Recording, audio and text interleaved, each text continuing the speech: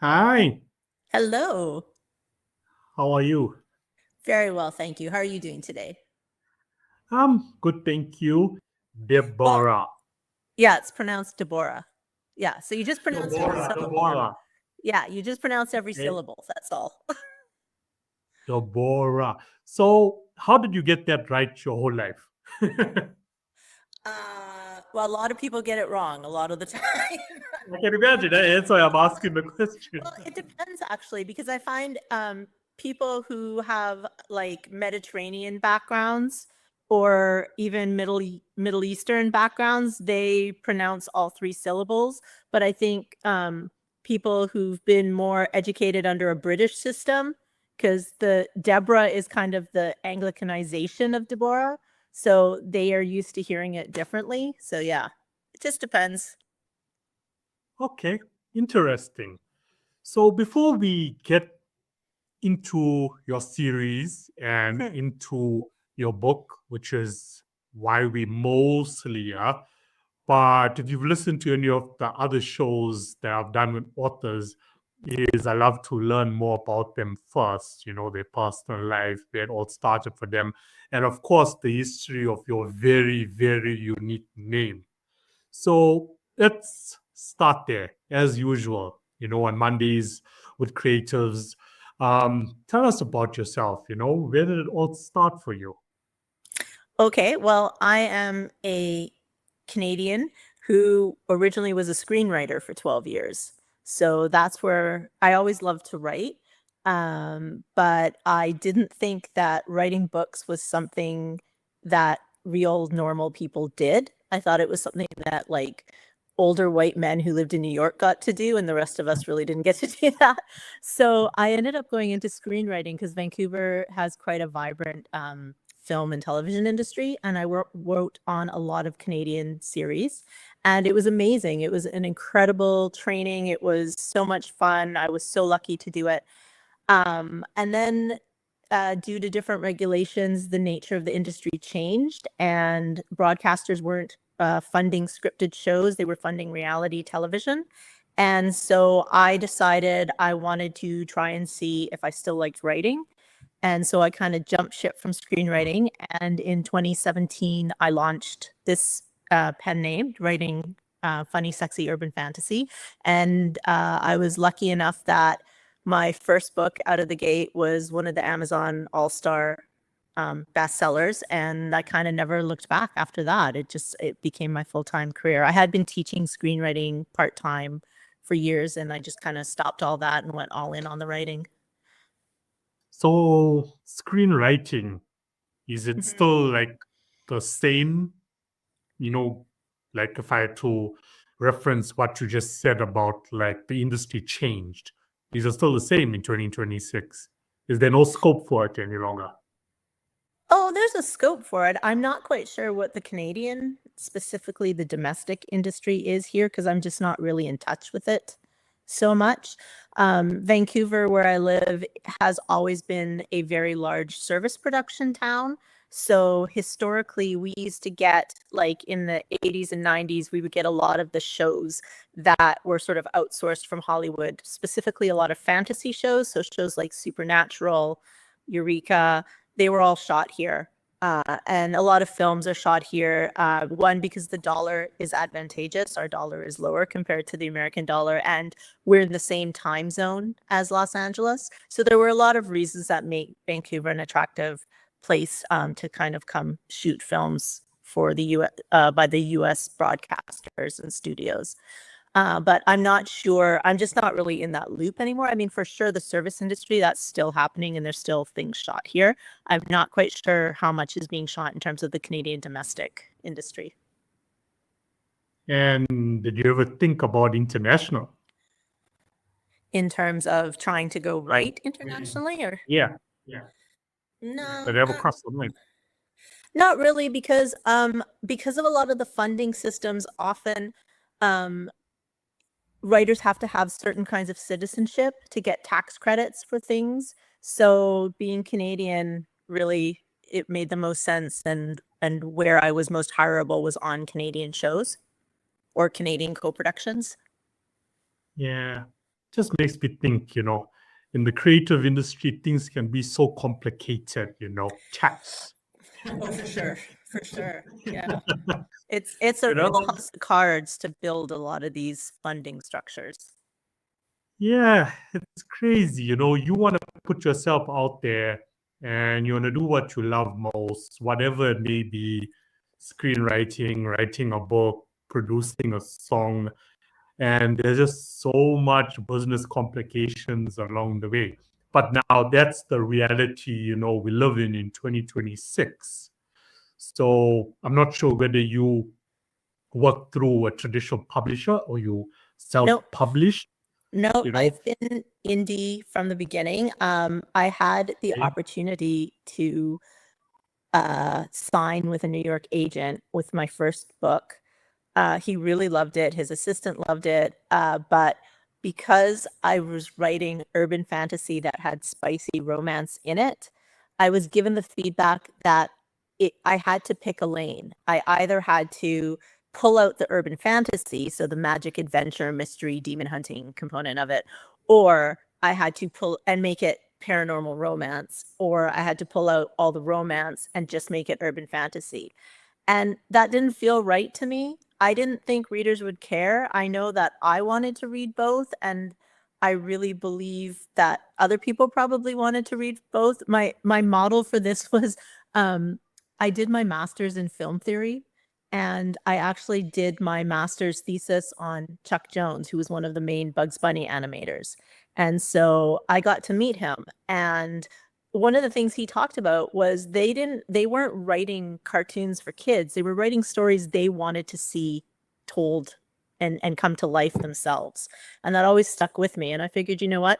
I want to see these stories come to life for a variety of reasons. And I think other people will. So I ultimately chose not to sign, not to go the trad pub route, and to just really sort of dig into indie authoring and do that. And knock wood, that's worked out really well for me. Yeah, definitely. I can see, you chose like creative control over a Yes. great publishing deal, Yeah. Well, what and you just said. it's interesting too, because I mean, 2017, I was really fortunate that I was suddenly living in a time where this was possible, right? Like I could reach readers around the world without going through the traditional gatekeepers. Hmm. Um, and while they obviously have far more reach, especially in terms of print books getting into bookstores, like on a Barnes and Noble table or, Waterstone's table or what have you, and I don't have that opportunity. I mean, I'm also keeping more of my profits too, right? Like I can make a full-time living off this. It becomes a business and I have to run it like I am my own publishing house, Yeah. but I'm not giving up a lot of the profits to a publishing house who in this day and age are not, from what I hear, are not necessarily marketing all their authors. A lot of the onus to market is still on many of these authors. So it's like, well, if I'm going to have that onus to market on me anyways, might as well be doing this for myself. And then I have all Yeah. the creative control. Yeah. I mean, whether it's the book industry or it's the music industry, Mm, which I'm involved in, it's the same thing, Whether a record label or publishing house signs you, you still have to do all the work, right. you know, and you don't even own majority share of your own work. Yeah. Yeah. So from screenwriter to writing your first book, becoming an Amazon bestseller, I've spoken to so many authors and know so many authors. And yeah, bulk of them have released books over the last 5 years, but are still battling, even though their work is great and I've read it, to back up, what I've just said that is great. They're still battling to hit the Amazon bestseller list. Have you noticed a change like from 2017 versus now? Has it Oh, for sure. become difficult? More Oh, difficult? for sure. I noticed, so when I started in 2017, I was exclusive to Amazon. So what that meant was all my books were only available ebooks were only available on Amazon. That was the only place you could buy them. And in exchange for doing that, Amazon allowed me to be part of their Kindle Unlimited subscription program. So some of your listeners might have that thing where you pay a flat fee a month and you get to sort of check out as many books as are in that program a month. And then authors are paid by the page read. So my genre in particular, urban fantasy, it's a very, like, the US Amazon store is probably the biggest market for it, and there are a lot of Kindle Unlimited readers. So it made a lot of sense, and I did very well, and I was very grateful for that program. I started to get a bit antsy about having all my eggs in one basket, and also because Amazon, there's not a lot of transparency with Amazon, and I had seen other authors have their accounts shut down with no warning and no recourse for infractions like having your books on a pirate site in Russia that you didn't put it there and you had no way to get it down because you're supposed to be exclusive to Amazon if you're in this program. It made me really nervous. And what I'd also seen, so between 2017 and 2022, when I eventually left that program and took all my books wide to all the other retailers, my genre had gotten incredibly crowded, like very, very crowded. And I was very lucky I had a presence already and I had a readership, but it was getting harder and harder to be discovered. And one of the ways to be discovered on Amazon is their algorithm, which rewards putting out books every 30, 60, or 90 days. I don't write that fast. You know, if I put out 3 books a year, that's like good for me. And I know many people who do, and they're fantastic at it, and they have fabulous books. I just can't. And so trying to work within that system where I couldn't keep up with what the algorithm wanted me to produce was just not good for my mental health. So that was another reason I decided, you know what, I'm going to go wide. And then I also, the whole thing about getting a Shopify store where authors were starting to sell direct to clients.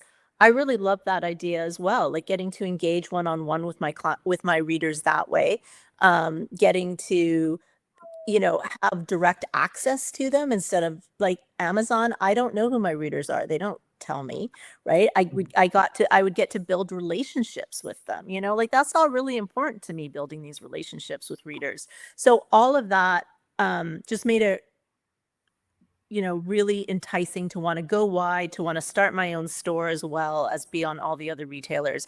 And I think one other shift that has happened now, that also just kind of reinforces my decision that, yes, this was the right choice for me, is there are so many books now that are AI generated that it's getting harder and harder and harder to be found.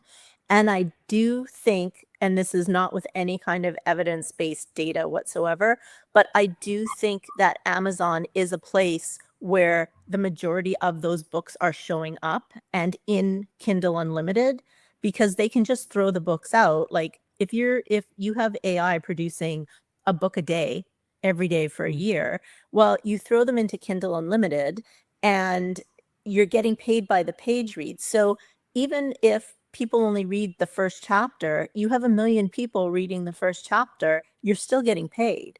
Like, and it doesn't matter to whoever's producing these books, because it's not really like they've put, they haven't put like the editing and the writing and their heart and their time and their love into this, right? It's just kind of, this is what they've put out there.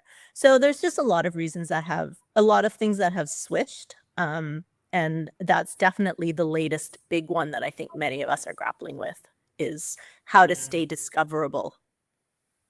Yeah, and it takes a lot, and I mean, when we talk about discovery, we're not just talking about algorithms and Amazon, we're talking about being all over social media, Yes. all over, Yes. still doing, book tours or having a coffee shop, for example, setting up a stand. You still have to do all of those things, that adds to the discovery. And it's something that you need to focus on and work on each and every single day. Social media, for example, algorithm. Our whole life is run by algorithm. So I need to post each and every single day on social media to remain relevant. Yeah, and I think, and I'm terrible at that, and I don't, because there's so many pieces. Like, I'm just trying to stay above water and make sure my books are getting put out. So I'm not posting every day. But another piece to that whole social media or that discoverability is it used to be that, you type in a question and then you get a Google search result with like the lists on pages. And now it's become, again, this is where AI comes into it. It's more agentic. It's AI is answering your questions, whether it's the Google AI, whether people are going to Chat GPT to ask for a book recommendation. So you have to know how to have your content and your metadata speak to those LLMs, those agentic AIs, so they know how to find your content. So that's like a whole, and because this is all so new, it keeps changing. And it's like, well, maybe you should do it this way, maybe you should do it this way. So that's like a whole huge learning piece that never in my wildest dreams did I think I would have to start to understand how to be found by, AI bots that people are asking questions about book recommendations to. Yeah, yeah. And back to, I mean, I would be lying if the topic of generative AI never come up, all the time on the show. Right. And every author has a different opinion, about it. It's become so controversial. But I'm glad, I bring up the topic, or the author brings up the topic, because one author will say something, and then, I'll post that on social media, and an author that I've interviewed before will come back and say, hey, no, wait, I don't completely agree with us. It's like so divided, on the Yes. topic. And, what you mentioned about, putting a book out 30, 60, 90 days, back to the music industry, to remain relevant, now you need to put out a song each and every single month, so the algorithm works in your favor.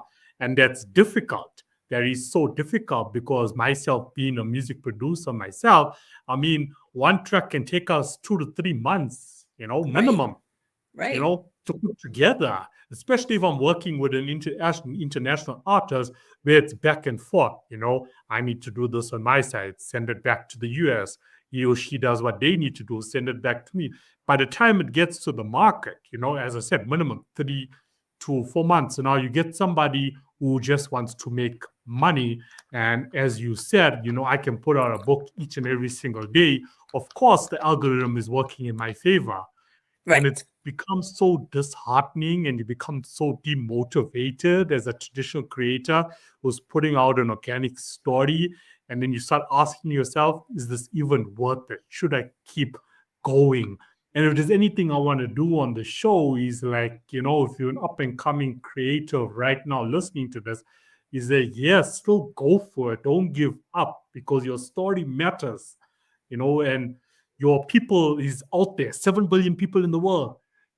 There's a small percentage out there that belongs to you. You just need to find them and build a community around them. But it's I, not easy.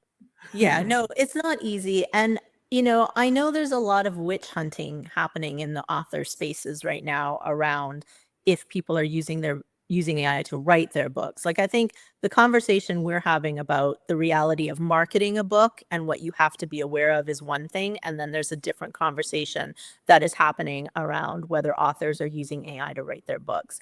And there can be some witch hunting. I just don't like to participate in those conversations. I like to just stay in my lane and trust that my books are very voicey. You read my books from 2017 and you read my books from this year, and you can tell it's my voice. Like, it's always been my voice. And, you know, people are going to love that or they're not. I've been very lucky that a lot of people like it. They like my humor, they like that, and that works. So I feel like individual voice is always going to have a place, but there are going to be readers who enjoy when I guess when AI gets to a certain point, they won't mind, they'll enjoy those books too, especially probably if they have a service where it's not costing them more necessarily to read an AI book versus a non-AI book, a human written book. So there's a lot changing. All I can do is just keep putting out the kinds of books I want to put out and keep working with the people I want to be working with to help create those books. Yeah, yeah, yeah. But at least, you have already built a community. And Yes. community is just so Yes. important because that community is always going to be loyal to you.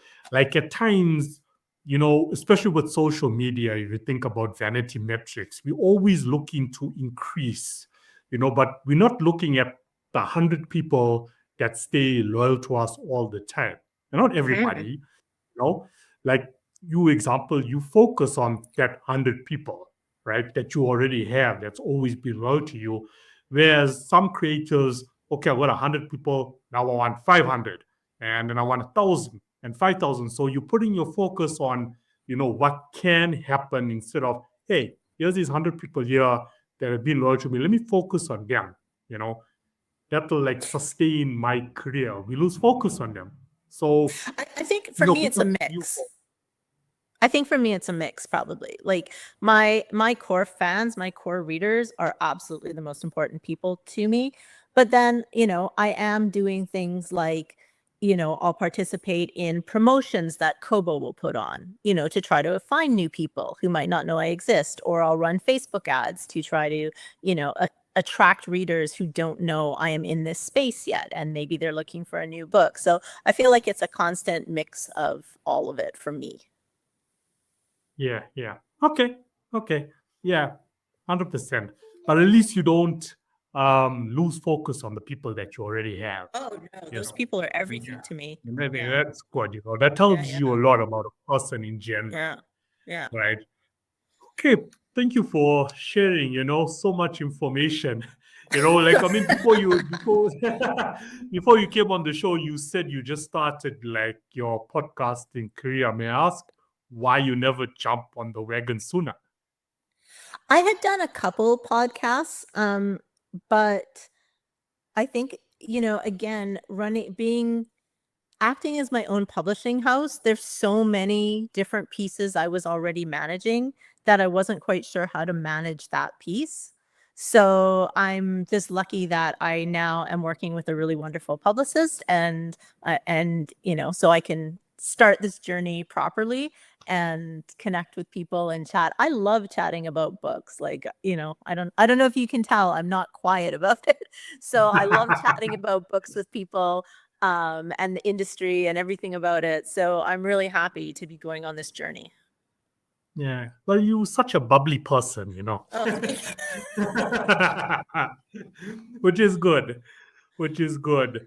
And yeah, once again, let's give a shout out to Mickey. Yes, He's your absolutely. publicist. Yes. Yeah, no, he's a great guy, and he's extremely committed to all of these clients. So you do have a great publicist, that I can't say. That I can't say. So let's move on to your current series. Now, I've got the one book, Ace of Shades, but now there's Mhm. several other books before this.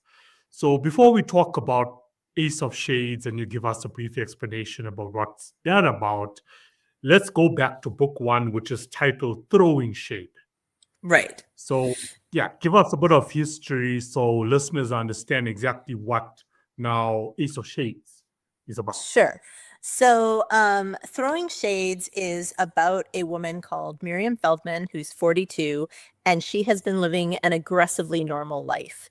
And the reason for that is when she was a teenager, her parents were killed by magic assassins. So she hid her magic. She went to go live with her cousin who has no knowledge of magic, because this is a world in which magic is hidden, and has become a law librarian. And when we meet her in her 40s, she's really grappling with, what I think many women in their 40s, or at least I did in my 40s, was grappling with, was a feeling of invisibility and a feeling of, um, how do I get my power back? How do I become empowered again? How do I make choices that are exciting to me and open my world up instead of just responsibility? She's a single mom. She's co-parenting with her ex. She's had to be the responsible one.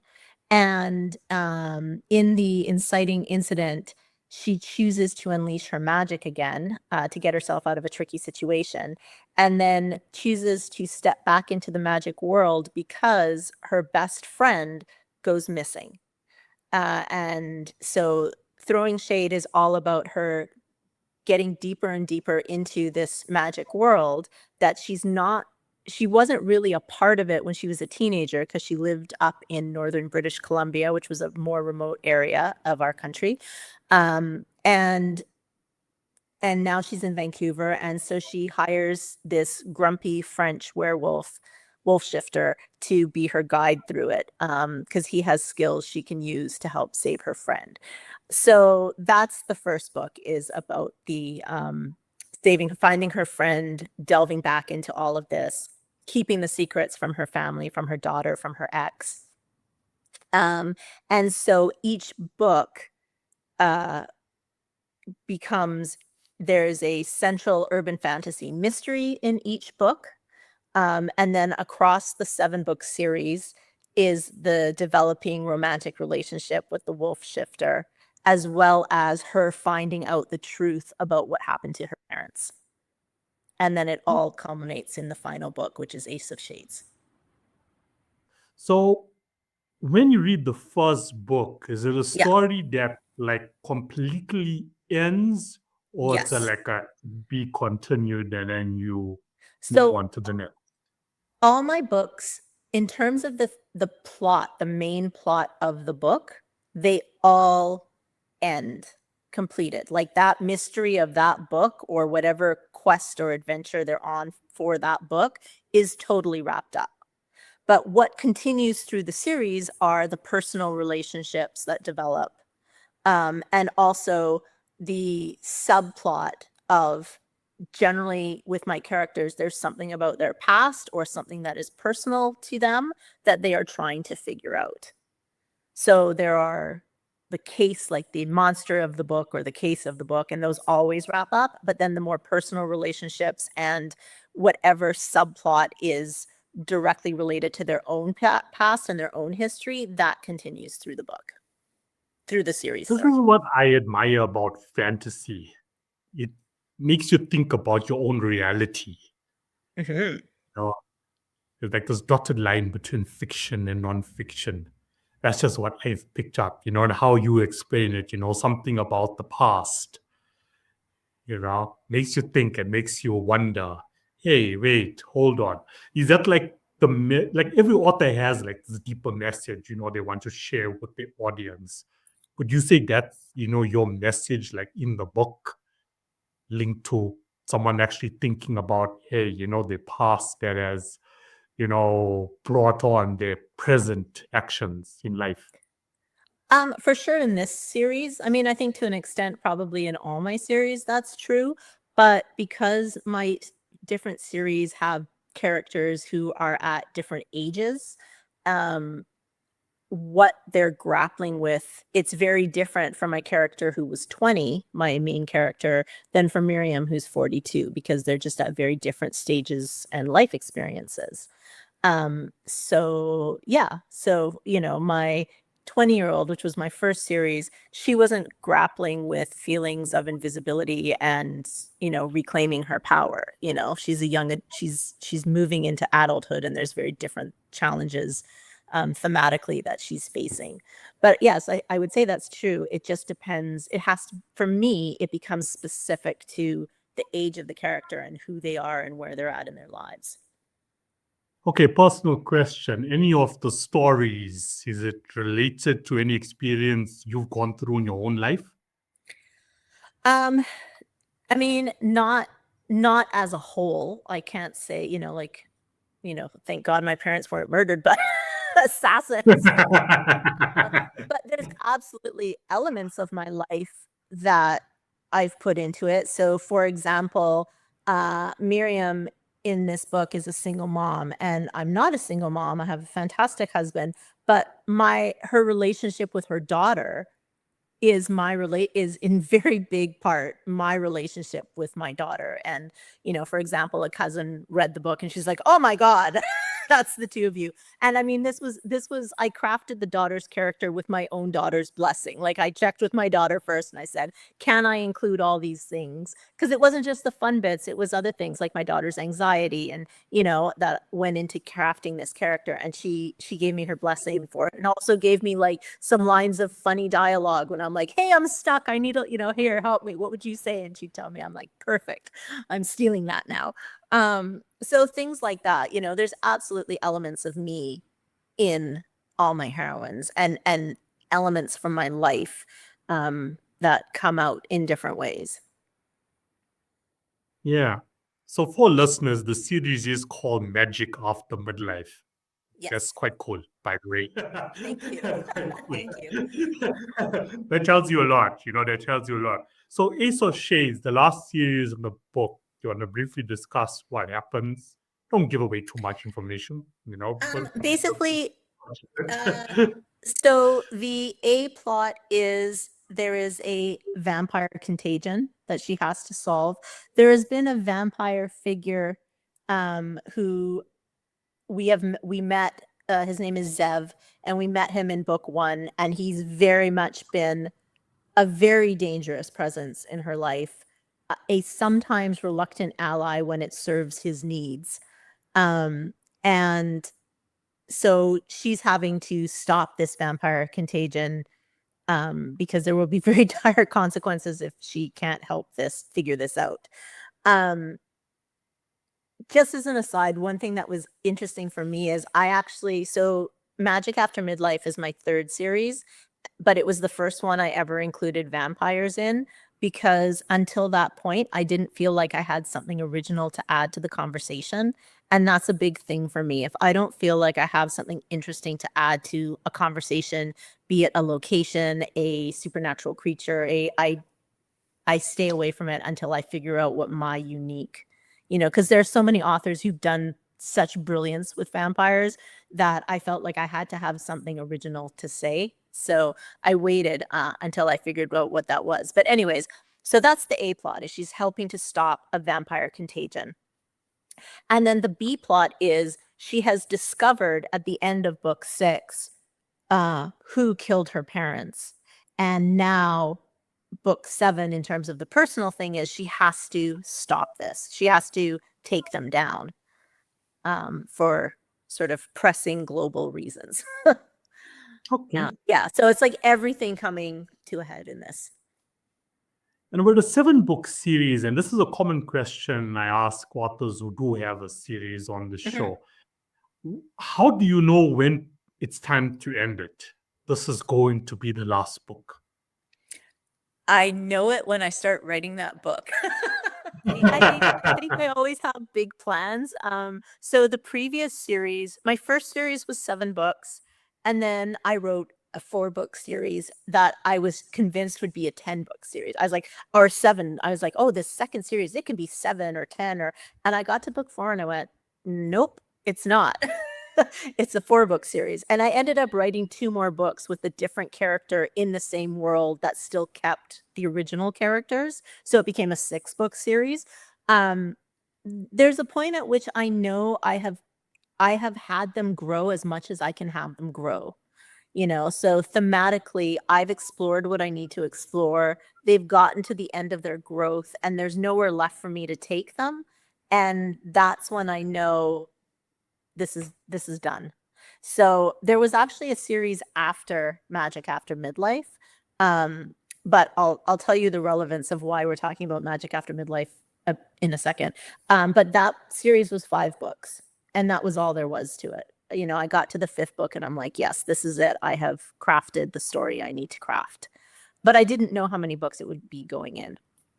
But the reason that Magic After Midlife is especially relevant right now is one thing I realized while I was writing it was I loved writing a woman in her 40s. Like, I'm the generation that we grew up, like, as kids, we were reading Narnia. We were, in our 20s, we were watching Buffy and Charmed and Hocus Pocus. And, we're that generation. And there's not fantasy is a younger person tends to have younger heroines, you know? And I found that people, and this wasn't me, so I'll just give a bit of quick context. In 2020, I believe it was, 13 female best-selling female authors, like we're talking New York Times and USA Today best-selling female authors, came together to create a genre called paranormal women's fiction. And these women wrote paranormal fiction from different angles. Some were coming at it from urban fantasy, some were coming at it from cozy paranormal mystery, some were coming, so from paranormal romance. But basically, what the common element was, they were all writing characters 40 and up, and who were still having magic mysteries, still being the objects of desire. They were front and center with all their scars and their experiences and their skills, and the genre blew up. Like it was huge, and I was so excited because I had wanted to write a character who was older, and I didn't think there was a market for it. And then I just saw how people were responding, and we want, people like me who grew up with all this love of fantasy, like we want to see older representation happening, and there are people who write 50s and 60s and, and it's wonderful. And so those people are out there and they're hungry for it. These women, these female readers, I have people in their 80s. I have men in their 80s. I had this one guy and he reached out. He's like, I'm in my 80s. I love this book. And I gave it to my 2 daughters who are in their 40s, like it's incredible to me. So Magic After Midlife, Miriam's 42. Then I wrote another series where the character was 30. And now I've gone back and I'm currently writing a new series. And I plan to just stay here for a while of characters in their 40s. Because I just feel there's so much to explore and there's so much wonderful representation to put out in the world that it just brings me a lot of joy. Yeah. Sounds like you're giving, which is good business, right? It's good business, but you're giving people a nostalgic moment in life. Yeah, and I think it's nice to see ourselves reflected in pages, in spaces that we don't necessarily always get to be in. Yeah, yeah. That's where we need to be. That's Yeah. where we need to be. And back again, to the hidden messages. So how many series in total do you currently have out at the moment? I have 4 series in total that are complete. So that's 25 books. Total. Wow. Wow, that's quite an accomplishment. Thank you. Wow, I will be talking from 2017 to date. Yes. Wow, that is quite an accomplishment. Well done. Thank you. Well done on that. Thank so you. do you plan to only focus on series, moving into the future? That's your thing? Yeah. That's what you love? I love series. I don't know if this is like leftover from my television training, but I do love the depth that series allows me. Like I don't have to have everything wrapped up in one book or one feature screenplay. Like there's time. And even my personal storytelling consumption, I do tend to go to books that are series and TV shows that are series over films nowadays. Even though I used to watch a lot of films when I was younger, I really enjoy letting things unfold and getting deeper and deeper and deeper into a character, into a world, and as a writer, I love doing that myself. Yeah, I've also become that type of person, now that you have mentioned it. There was once upon a time in my life where I would love to read one book, starts, it finishes, that's it. Even when it came to, a movie or a series, it always started off with, oh no, let me watch a movie. Like I prefer movies, I went through that era. Then I got hooked onto a series, right? So now I'm going to use Netflix as an example, now I don't even look at what movies, have been released unless it's something like really dope, and I watch this, but that will happen like once a month maybe. But now you get caught onto a series, and as you said, you want to see how the story unfolds. The frustrating part of that is whether it be now a series on Netflix or a book is, okay, when's the next one coming out? Because now I want to know what happens next.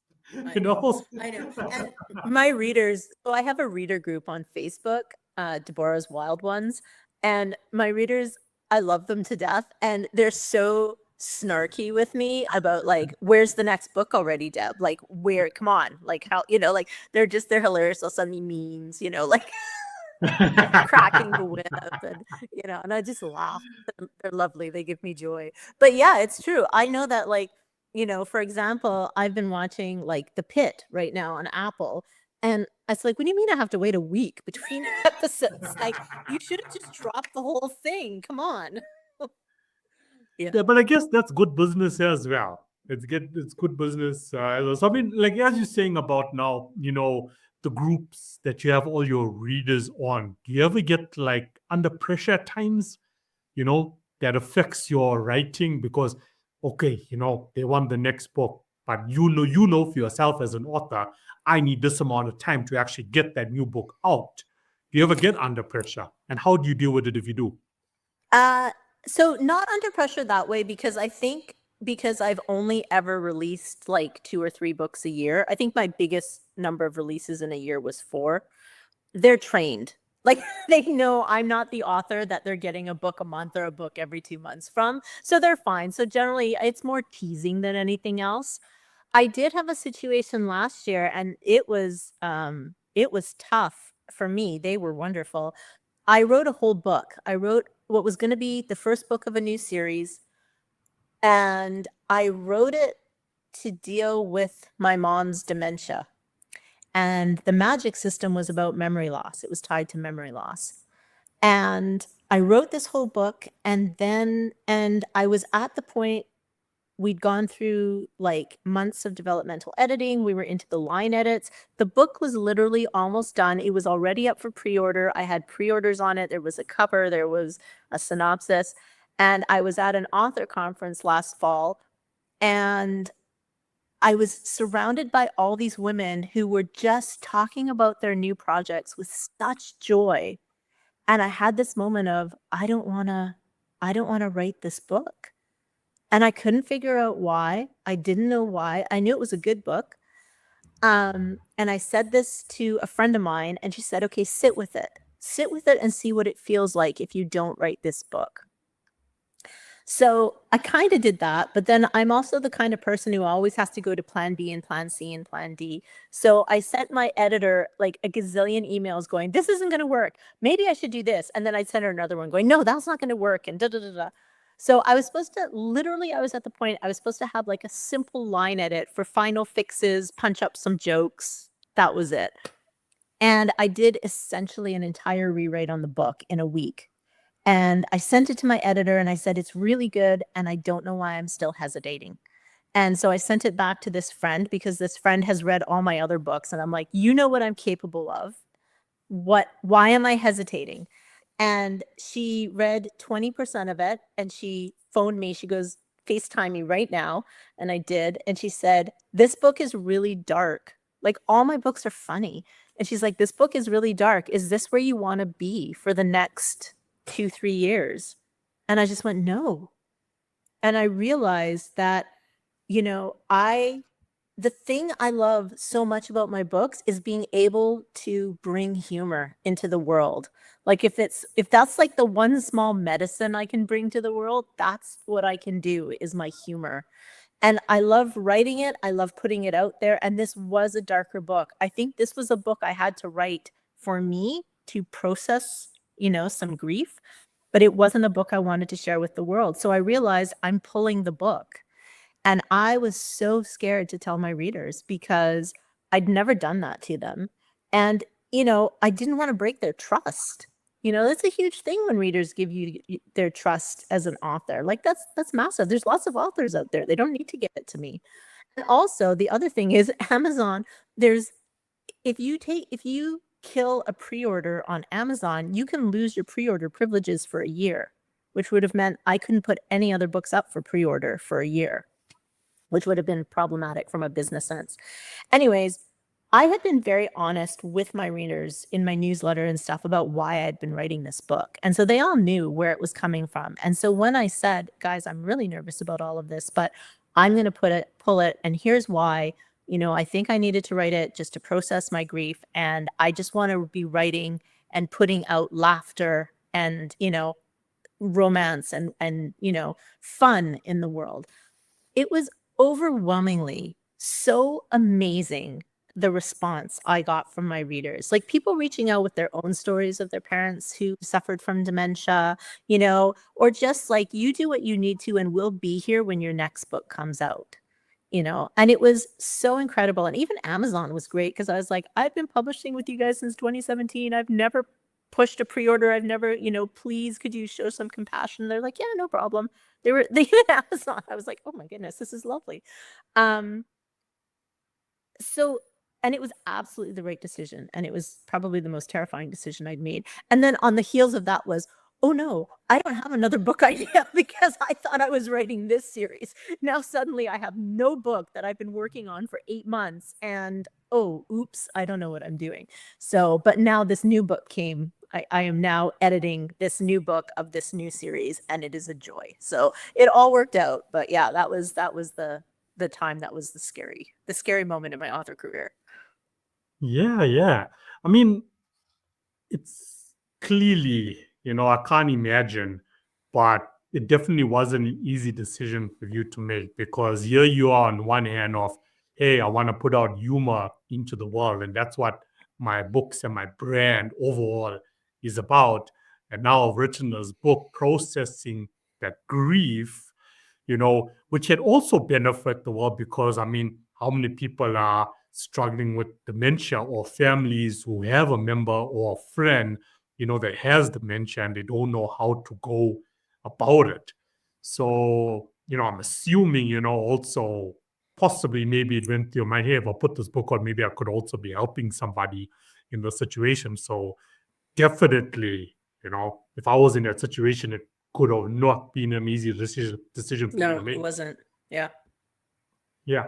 But now is that book like in the vault somewhere or you just torn it apart? It's in the vault. It's in the vault, but I did cannibalize it because there were still moments of humor and there were still characters I loved. So I kind of went back and I found, oh, you know what? This character, I really like this character. And I think there's a way I can bring them into this other book, So I've done that with a couple characters and my editor actually when we did our first round of developmental editing, she was just like, oh my goodness, I'm so glad so-and-so made it, survived the other book. And, we're getting to see them here. So, yeah. Yeah. And since you brought it up, you said you're working on a new book and a new series. Is that what's to come for you now in 2026? Yes. So my new series is called Gollum for Broke. And it's again, it's a woman in her 40s and she's inherited. So there's this Yiddish term called balabustas. And a balabusta was basically not just a homemaker, but like they ran the home. These were the women who they were central to the family life. They were the problem solvers, the fixers, and so she's inherited a balabusta company from her aunt. And so they're kind of magic fixers, her and her 4 friends, and they all have magic that manifests as different symptoms of perimenopause, because I wanted to play with that and how the world dismisses menopause or perimenopause and how women don't even talk about, our symptoms and what we're going through and stuff. But they're incredibly competent. And so, yeah, they have this fixer agency and the first book involves the main character is being targeted by golems and she's not sure what is going on. And so, there's the element of having to whether or not to trust the one golem maker in town who's, the sexy, kind of dangerous dude. And and I'm having so much fun with it. So much fun. I see you fitting sexy into all of it as you move along. Well, my books are like, it's funny because with readers, what I find, especially in the urban fantasy space, people either want to know, is there spicy romance or is there no spicy romance? And that's going to be a large part of what makes their decision to read a book. So I'm constantly fielding that question. And for some people, they're like, I don't like any spicy romance. I don't like romance. I don't want spicy romance. I don't, and it's like, that's great. And here, let me suggest some other books that don't have that maybe you'd like. But then for some people, they're like, if there's no spicy romance, I don't want to read it. And I'm like, okay, well, there is. So it's very much, I get that question so often, one way or the other, that, yeah, I feel like I'm just going to preface it and let you know. Yeah. Well, I mean, the topic of romance is such a trending, genre, right, in the industry. I've had authors where it's about traditional romance, I still believe in it, how it was 50 years ago. We can still live it today. And then also dark romance, came up onto the show as well. And that was late last year. But, the topic went around 50 Shades of Grey, but darker than that, Oh, yeah, much darker and, than that. and there's a crowd for it out there. Oh, yeah. And now I have views talking about spicy romance, So there's a crowd for everything. I mean, yeah, my stuff's not dark. So spicy is just sort of, I guess, the level of detail. It's going to go farther than a kiss, and it's going to get described. It's not erotica. That's the thing. It's like there's all these different levels of things, but it's spicy. You have to be comfortable with it and enjoy it. But that's the wonderful thing about romance, is there really is something for everything. Like Amish romance, which is clean romance. There's no sex. I don't even know if there's kisses. I've never read it. It's massive. It's a hugely popular genre. Like the lovely thing about romance is there really is something for everybody, no matter what your tastes are or what you're looking for or what you need. Yeah. Yeah. The dilemma that I picked up that we're facing is that, why I used 50 Shades of Grey with an author when we talked and touched on dark romance is because when that series came out, whether you read the book or watched the movie, and there were more people watching the movie than reading the book, is that it started to impact relationships, because what they were viewing is what now they automatically now wanted in their own relationship, which led now to an increase in divorces, an increase in cheating. And it became such a comical conversation, because I started to notice this trend, when it came to dark romance. And then you talk to an author who's into traditional romance and writing about traditional romance, and you think, okay, can this really impact, relationships in 2026?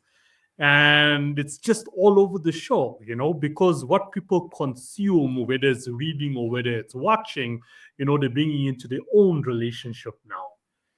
So I would argue to give a little bit of a different point, and again, this is just my opinion. I would argue two things. One is that 50 Shades of Grey is, I wouldn't even call it dark romance, or if it's dark romance, it's dark romance light. Like it's really on the lighter spectrum of the dark romance that's out there. And I think too, I think fantasy, and I don't mean like the fantasy genre, I just mean like fantasy in terms of what people think about when they think about their romantic partners, or what, is a huge component, especially for women. So, sure, maybe any romance book they're reading is going to be, like, oh, this, because a lot of women will joke, I do it too. It's like, oh, so and so, this fictional character, this is my book boyfriend. He's the ideal man. Would I really want to be with that guy in real life? No. But, like fantasy, sexy romance context, sure. So I don't know how much, I don't know. I'd be interested to see how true it is that, something like 50 Shades caused divorce, or, was brought into relationships in a meaningful way that really impacted the relationships. And again, I don't know. So it totally could have. It's just, I haven't come across that. That's all. Yeah. Well, I mean, when I brought it up on, that show, it was a trend that I noticed here, like in South Africa. They have like after the first 50 Shades, came out, and the author I was speaking to, he's based in Texas, and he was like, "Yeah, no, the same trend happened there as well." And then he also told me this was also based on research from when the series was actually launched in cinema. Oh, okay. Okay. So Yeah, I mean, there's so many questions around it. There's so many questions around it, so much uncertainty around it. I spoke to someone a few weeks ago who told me, divorce rates in the US is over 50%. And when we looked at the stats, in real time, like I Googled it in real time, and you look at 600 to 650,000 divorces per year. And then you ask the question of why, what's going on? And you can never come to one, answer that, each situation is different. So, yeah. But anyway, now we have spicy romance in the mix. Well, speaking of romance has always been in the mix. I mean, I remember at 14 reading romances that I think back and go, I shouldn't have been reading those at 14. But historically, that's what was out there back then. So, yeah. Yeah, no, but anyway, it is what it is. Love will always be a fascinating and complicated, complex topic Oh my for each goodness, one. yes. And each Yes. and every single one of us see it differently, view Yep. it differently, want it differently. Yeah, absolutely. So, yeah. So correct me if I'm wrong, Ace of Shades is released. It's out there. The Yep. whole series can be Yep. found. Yep. Where It's all can there. where can people find it? Where do you want Um, people to go first? Well, the best place to find it is come and buy it directly from me. That way you're cutting out, especially if you don't want to have to be giving profits to the big corporations. You can buy it direct from me, and my store is deborahwildbooks.com. And all my series are there, and they're all there in ebook or paperback or audiobook format. And we have wonderful delivery partners so that you can get it. It can be delivered onto your Kobo reader or onto your Kindle reader. You don't need to have a special device. So it's a very seamless process to be able to get it into your hands and start reading it if you want the ebook. For people who have their favorite retail they want to support. So maybe you have, you want to you shop at Amazon and that's where you shop. I'm at all the retailers. I'm not in Kindle Unlimited because of being at all the retailers, but I'm on Amazon. I'm in Kobo Plus, which is a Kindle Unlimited type of subscription, except Kobo doesn't require exclusivity from their authors. So if you have a Kobo Plus subscription, it's the same kind of thing. You're paying a flat fee and you can read as many books as you want. So if you want to check out my book that way, you can do that. Google, Barnes and Noble, Chapters, Waterstones, Apple, you can go to your retailer of choice and look me up and you will find the Magic After Midlife series and all my books. Everywhere. You're just everywhere. Deborah is everywhere. That's Just go and search on Google. Yeah. Okay, perfect. Thank you so much, Deborah. This has been a great Thank you. conversation. And on social media, are you hanging around? Yeah, the place I'm most active is probably my Facebook author page. So I think it's like facebook.com/Deborah Wilde author. I'm also at Wild Author on Instagram, and I have a very sad TikTok account that I'm trying to get back up and running, but find me on Facebook or Instagram first. And if you want to come join my reader group, it's Deborah's Wild Ones on Facebook. Oh gosh, that made me laugh. But at least you're trying to get it from sad to happy. That's right. I am. Yeah, hopefully. And you mentioned also about a blog, so or a Yes. newsletter. So go on Yes. to the website, you can sign up. Yes. So I have two newsletters. I have one at deborahwildbooks.com and I have a separate author site that has all my wide links. So my Deborah Wild Books is really just focused on my Shopify store and keeps sort of the links to that. But you can go to deborahwild.com and you'll see it's very easy to sign up. And then you'll hear from me about once a month. And I'll let you know, you get sort of heads up to early releases. You get notified about early cover reveals. There's bonus material if you've read my books and you want short stories for free. You get those by signing up to my newsletter. yeah, you get to hear about, I recommend different books every month. So I'll let you know what I'm reading. You can let me know what you're reading. So yeah, I love that because people will email me back. So I love hearing from people and chatting. Nice. Thank you so much. I will definitely Thank share you. those links to your website in the description. Thank you for making me laugh in a good way. In a good way. Now I see the humor. The same humor we possibly found on the show is what we can all find in your writing as well. Yes. Deborah, thank you so much once again. And yeah, wish you all the best, with your current series that's out there, with your books that's going to come in the future. All the best moving forward. Thank you very much. I loved being here today. It was a really fun chat, and I'm very glad you were the one to help me kick off this journey for me.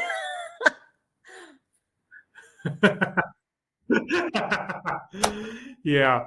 And I never say goodbye to anybody on the show. I always say catch you later because, hey, you never know where we're going to bump into each other again or when, Excellent. Catch you that'll later. happen. Yeah. Catch you later and enjoy the rest of your day. Thank you. You as well. All right. Bye, Deborah. Goodbye.